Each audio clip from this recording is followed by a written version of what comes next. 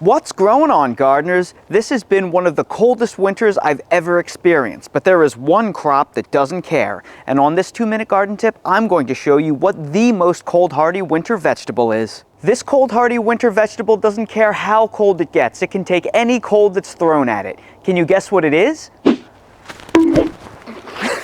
Did you guess garlic? If you did, you'd be correct. There are two types of garlic, hardneck garlic and softneck garlic. Softneck garlic is the more heat tolerant of the garlic and does better in locations that don't get as much winter chill. It forms large bulbs when grown in zones 5 through 11. Hardneck garlic is the ultra cold hardy garlic that can be grown in zones 3 through 8.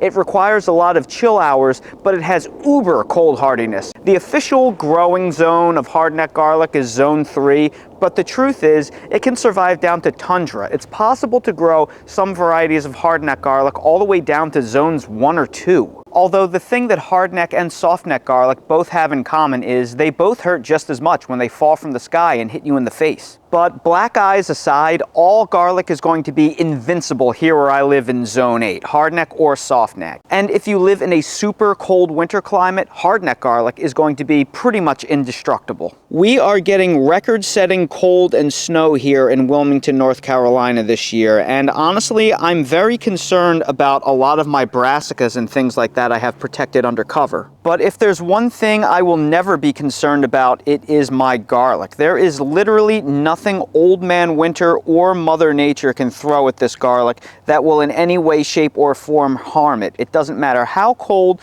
or how snowy it gets, it will be just fine. And when I say cold, I really mean cold. We have forecast up to 8 inches of ice and snow falling today and a low as cold as 12 degrees. And while I am literally dying filming this video right now, my garlic is going to be just fine. Don't worry guys, you'll be nice and warm under there. Spring will be here before we know it.